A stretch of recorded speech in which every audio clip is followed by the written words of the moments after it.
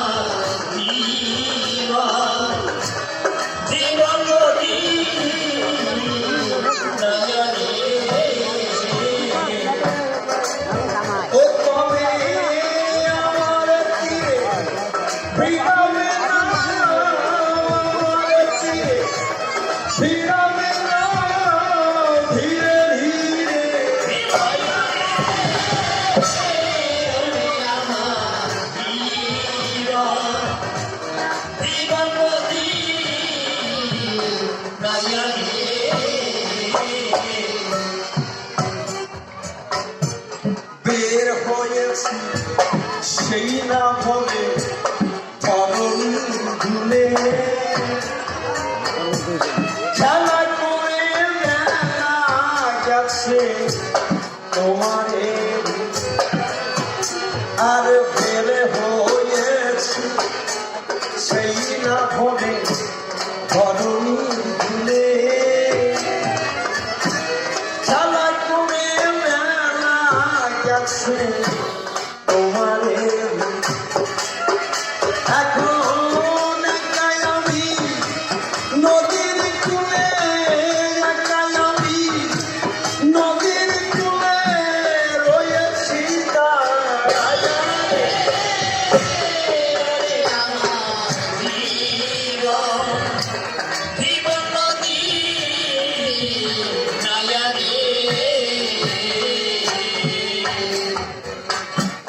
ষোলোয়ানা কবিল নিয়ে করেছি কারবার, জমা শূন্য খরচ বেশি হতেছে আর ষোলোয়ানা কবিল নিয়ে করেছি কারবার, জমা শূন্য খরচ বেশি হতেছে আমার হিসাবের নাই কিছু শর্মার, হিসাবের নাই কিছু শর্মার দেখেছি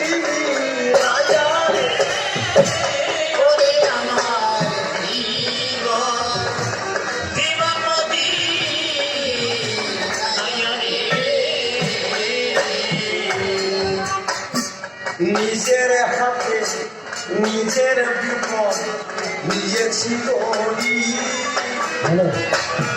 নদীর কূলে কাঁদি এখন বিপদের,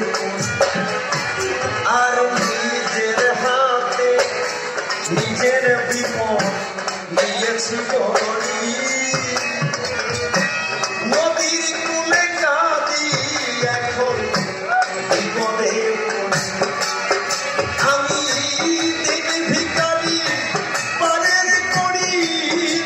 ভিখারি পারের করি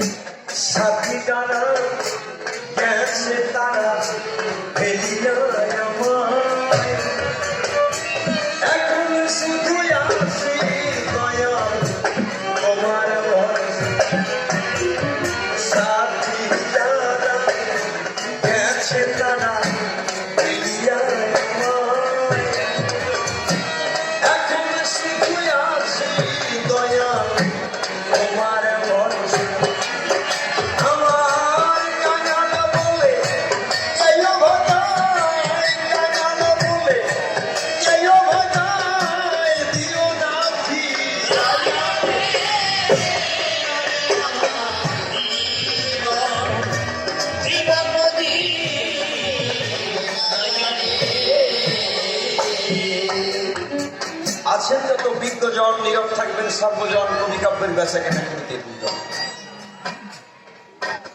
আমি যে গানটা দিয়ে শুরু করেছি ফিরে বলি আপনাদের কাছাকাছি। এই গানটা রচনা করলেন কে?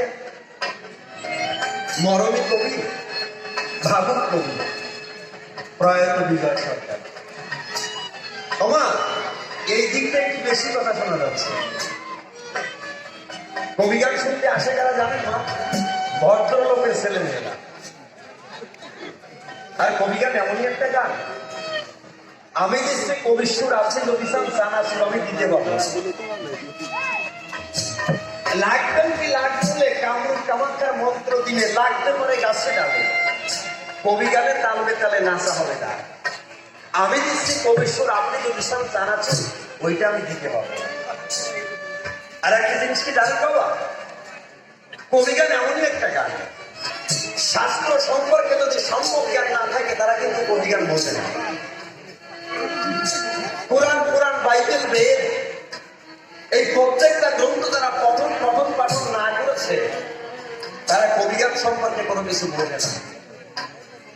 আমার আপনারা তো মায়ের কাছে চলে বলি আপনাদের সম্পর্কে কথা বলবেন, কথা বলবার সময় অনেক পাবে। এই জগৎ সংসারে একটা মানুষ যদি গরিব হয়, সে 3 বার খেতে না পেরে যদি 2 বার খায়, 2 বার যদি কোনো ব্যক্তি খায় একদিনে, ওই দিনটা তার দুর্দিন নয়। এই জগৎ সংসারে দুর্দিন কোনটা জানেন? যেদিন আমি হরি কথা কৃষ্ণ কথা শুনতে পারবো না, যেদিন হরি কথা কৃষ্ণ কথা আল্লাহ নাম কর্ণে শ্রবণ করতে পারবো না, সেই দিনটাই হচ্ছে আমাদের দুর্দিন। মাগো, এই জগৎময় সংসারে এসেছি খুলে বলি আপনাদের কাছাকাছি, সারাটা জীবন ধরে শুধু আমার করে কাজ। জন্ম হয়ে ভেবেছি আমার সন্তান, আমার ছেলে, আমার মেয়ে, আমার স্বামী, আমার পিতা, আমার মাতা জানাই তাদের পারে ভেবেছি এরা আমার কত আপন। কিন্তু মাগো, অন্তরে করি ধারণা, একটিবার বিচার করলে দেখা যায় এই জগৎ সংসারে এরা কেউ আমার আপন জনা না। মাগো, আপনি আমরা যেই যদি আজ মারা যাই, আগামীকাল সকালবেলা আমরা বাসি মরা হব।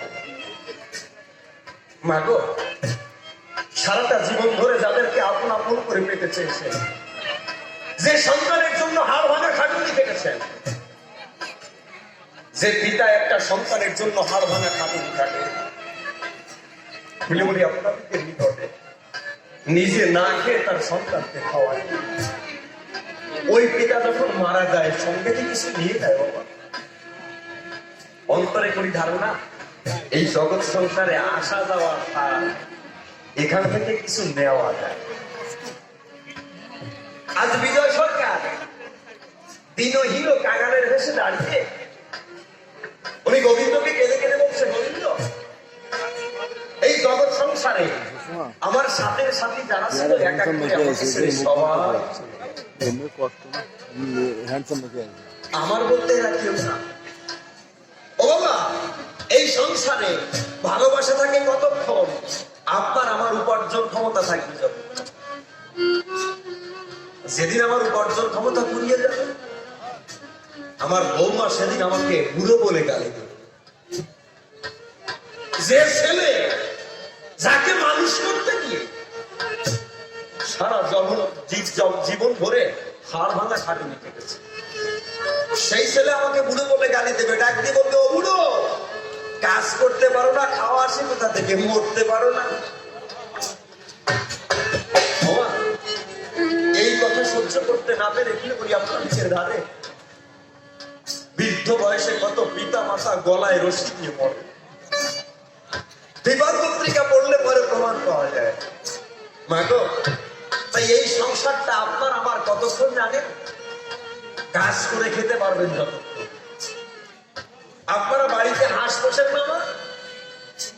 হাঁস হাসিতে পোষেন, একটা হাসি কতদিন ডিম দেয়, গৃহকর্ত্রী কত ভালোবেসে তাকে ধান খেতে দেয়, গম খেতে দেয়, ছোলা খেতে দেয়, ভাত খেতে দেয়। ওই হাসি যখন ডিম দেয় না, ওই হাসির জায়গাটা কিন্তু ওই বাড়িতে আর হয় না।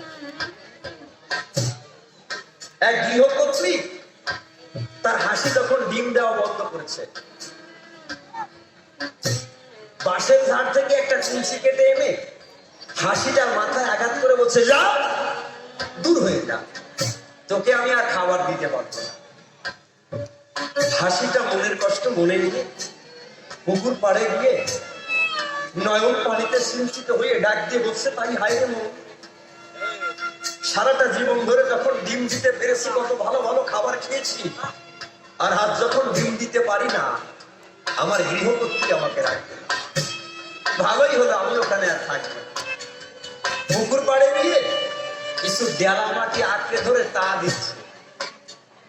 মনে মনে চিন্তা করছে, বলবে এই ডেলা মাটি আঁকড়ে ধরে তা দিয়ে যদি এর থেকে একটা বাচ্চা তৈরি করতে পারি, অন্তরেতে আসে ভাবো এই বাচ্চাটা নিয়ে গিয়ে আমার গৃহকর্ত্রীর কাছে দেব। আমি ডাক দিয়ে বলবো, মা আমি তোমাকে আর ডিম দিতে পারবো না, তবে আমার এই বাচ্চাটাকে রেখে গেলাম, তুমি আমার কথা নিয়ে একে খেতে দিও, ও একদিন ডিম দেবে। এই কথা চিন্তা করে হাসিটা পুকুর পাড়ে রয়েছে পড়ে প্রায় 7টা দিন কিছু খায় না। না খেতে খেতে একদিন দেখা গেল হঠাৎ করে হাসিটা পুকুর পাড়ে মারা গেল। বাবা জানে না সারাটা জীবন ধরে ডেলা মাটি আঁকড়ে ধরে তা দিলে ওই ডেলা মাটি থেকে জীবনে কোনোদিন বাচ্চা তৈরি হবে। আমাদের জীবনটাও হচ্ছে হাসির মতো। সারাটা জীবন ধরে নিজ সন্তানকে নিজ সন্তান মনে করে আগলে রেখে তার জন্য নয়ন জল ঝরিয়েছি, কিন্তু একটি বারের জন্য ভেবে দেখি নাই আমার যে পৃথিবীর বুকে পাঠিয়েছিল তার জন্য কি দুপুরটা নয়ন জল ফেলেছি? জীবনে কি কখনো সেই গোবিন্দকে কেঁদে কেঁদে বলেছি, গোবিন্দ ও গোবিন্দ একদিন আমাকে চলে যেতে হবে, একদিন আমি চলে যাব। তাই দিন অন্তে কোনোদিন কি ঠাকুর ঘরে গিয়ে, দিন অন্তে কি মসজিদ ঘরে কোনোদিন গিয়ে আল্লাহকে একটিবারের জন্য কেঁদে কেঁদে বলতে পেরেছি, হে আল্লাহ এই জগৎ সংসারে তুমি আমাকে না চাইতে অনেক কিছু দিয়েছ, আমি আর তোমার কাছে কিছু চাই না, তুমি আমার কথা নিও, একটিবারের জন্য তোমার দিকে একটু নজর দিও। আমরা কেউ কি বলতে পেরেছি? বলতে পারছি মাগো এই জগৎ সংসারে একদিন জন্মগ্রহণ যখন করেছে আমাদের যেতে হবে বিচার, একদিন চলে যেতে হবে। শেষের দিনে যদি ভালো জায়গায় স্থান পেতে হয় তাহলে আত্মসমর্পণ করতে হবে, স্যারেন্ডার করতে হবে। এখানে শিক্ষিত মানুষ যারা আছেন আপনারা রবি ঠাকুরের গীতাঞ্জলি করেছেন। রবি ঠাকুরের গীতাঞ্জলির প্রথম কবিতায় উনি লিখলেন, আমার মাথা নত করে দাও হে তোমার চরণ ধুলার, সকল অহংকার হে আমার ডুবাও চোখের জলে। এই জগতের মনে রবি ঠাকুর সবাইকে বোঝাতে চেয়েছে আত্মসমর্পণ সারেন্ডার ছাড়া এই জগৎ সংসারে কেউ কোনোদিন আল্লাহকে পায় নাই, কেউ কোনোদিন গোবিন্দকে পায় না। উনি আর একটা কবিতা লিখলেন, মরণ যেদিন দিনের শেষে আসবে তোমার দুয়ারে, সেদিন তুমি কি ধন দিবে পারবে। যারা আমরা গীতাঞ্জলি করেছি আমরা জানি রবি ঠাকুর লিখছেন, মরণ যেদিন দিনের শেষে আসবে তোমার দুয়ারে, সেদিন তুমি কি ধন দিবে পারবে। এই চরণটা লেখার পরে উনি কাগজটাকে হাতের পরে নিয়ে যখন দেখছে, ওনার বিবেক সত্তা জাগ্রত হয়েছে। বিবেক সত্তা ডাকতে বলছে, রবি তুমি লিখলে মরণ যেদিন দিনের শেষে আসবে তোমার দুয়ারে, তুমি পৃথিবীর সবার কথা বললে, সবার কথা লিখলে যে মরণ যেদিন দিনের শেষে তোমার দুয়ারে এসে দাঁড়াবে, কিন্তু একদিন এই মরণ বন্ধু তোমারও দুয়ারে এসে দাঁড়াবে, তুমি তখন কি করবে? দেখেছেন কবিদের কল্পনা। রবি ঠাকুর নয়ন জলে সিঞ্চিত হয়ে ওই কাগজটা হাতে নিয়ে আবার পড়লেন, মরণ যেদিন দিনের শেষে আসবে তোমার দুয়ারে, সেদিন তুমি কি ধন দিবে উভারে। এই চরণটা পড়ার পরে নয়ন জলে সিঞ্চিত হয়ে পরের চরণটুকু লিখলেন, মরা আমার পরাণ খানি সম্মুখে তার দিবানি, শূন্য বিদায় করবো না তোমার। হে মরণ বন্ধু, তুমি যেদিন আমার দুয়ারে এসে দাঁড়াবে, আমি সেদিন তোমাকে খালি হাতে যেতে দেব না। আমার এই ভরা পরাণটুকু আমি তোমার কাছে দেব। রবি ঠাকুর তার গীতাঞ্জলিতে আর একটা কবিতায় লিখলেন, যাবার দিনে এই কথাটি বলে যেন যাই, আমি যা দেখেছি যা পেয়েছি তুলনা তার। উনি সৃষ্টিকর্তাকে বলছে, হে সৃষ্টিকর্তা, আমি যাবার দিনে এই কথাটা বলে যাই, আমি যা দেখেছি যা পেয়েছি এর তুলনা হয় না। আমি না চাইতে তুমি আমাকে অনেক কিছু দিয়েছ, তোমার অপার করুণা। আমি যখন 6 মাস মাতৃ জঠরে ছিলাম, আমি ভূমিষ্ঠ হওয়ার আগে তুমি মাতৃ জঠরের সুধা দিয়ে দিয়েছ। দেখেছো তার কত করুণা। ওমা, আপনি আমি যেদিন মাতৃ জঠরে 6 মাস এসেছিলাম, সেই সময় মাতৃ সুধা ভান্ডারে আমার সৃষ্টিকর্তা দুধ দান করেছিল। আমি যখন ভূমিষ্ঠ হলাম, ভূমিষ্ঠ হওয়ার সঙ্গে সঙ্গে সেই অমৃত সুধা আমরা পান করেছিলাম। ওমা, ভগবানের করুণা, আল্লাহর করুণা, এটা মাপবার ক্ষমতা আমাদের নাই। এই সৃষ্টিকর্তা কি করেছেন? মাতৃ দুধ ভান্ডারে দুধ দিয়েছে। একটা সন্তান প্রতিদিন দিন রাত প্রায় 10-12 বার দুধ পান করে। এই 10-12 বার যদি দুধ পান করে যারা, মাতৃ দুধ তো দিতে না পারেন, তারা কিনে খাওয়ান, দেখবেন প্রায় 2 কেজি দুধ ওই বাচ্চাটা খায়। একদিনে একটা বাচ্চা 2 কেজি দুধ পান করে, তাহলে 30 দিনে কয় কেজি হয়? 30 দুগুণে 60 কেজি। বাবা, 30 দিনে যদি 60 কেজি দুধ আমার মার কাছ থেকে আমি খেয়েছি, তাহলে 1 বছরে কয় কেজি হয়? 12 মাসে 6 12 72, 720 কেজি দুধ খেয়েছি। 3 বছর যদি আমি দুধ পান করি, এই মায়ের বক্ষস্থিতা থেকে বক্ষ থেকে আমরা 3 × 7 = 21, 2160 কেজি দুধ খেয়েছি। দেখেছেন, একটা মা একটা সন্তানকে 3 বছর 2160 কেজি দুধ দিয়েছে। এটা সৃষ্টিকর্তার অপার করুণা ছাড়া হয় না বাবা, এটা হতে পারে না। এই জন্য মা পায়ে হাত দিয়ে বলছি, কথা বলবেন না। যত সময় থাকবেন সংসারের কথা বাদ দিয়ে যদি পারেন একটু গোবিন্দের নাম নিয়ে দুপুরটা জল খেলানোর চেষ্টা করবেন। মাগো, আজকে এখানে গান হচ্ছে, এখানে হরি কথা কৃষ্ণ কথা আল্লাহ নাম হবে, কালকে কিন্তু এখানে হবে না। আর কাল যদিও হয়, কাল যে আপনি এখানে আসতে পারবেন এমন গ্যারান্টি কিন্তু আপনার। কেউ কি বলতে পারবো বাবা যে আগামীকাল এখানে আমরা আসতে পারবো? এই গ্যারান্টি কিন্তু কারো নাই। তাই বিজয় সরকার গাইবে, সাথী যারা গেছে তারা এখন শুধু আছি দয়াল তোমার, আর সাথী যারা গেছে তারা হেলিয়া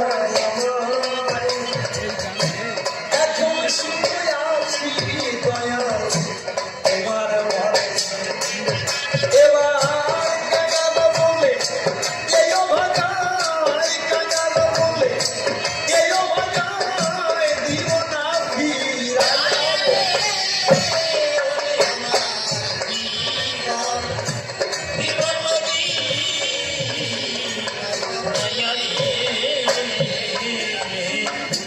বিজয় বলে আসি আমি কবে রে,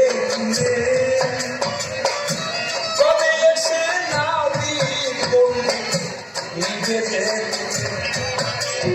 বিজয় বলে আসি আমি কবে রে,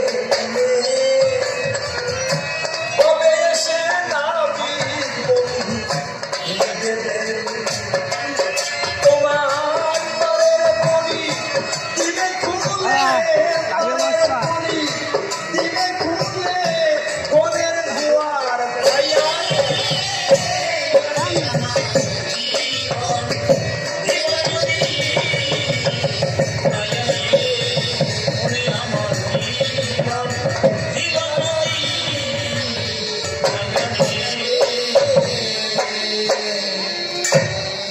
আমার মাথা নত করে দাও হে তোমার চরণ ধরার তলে।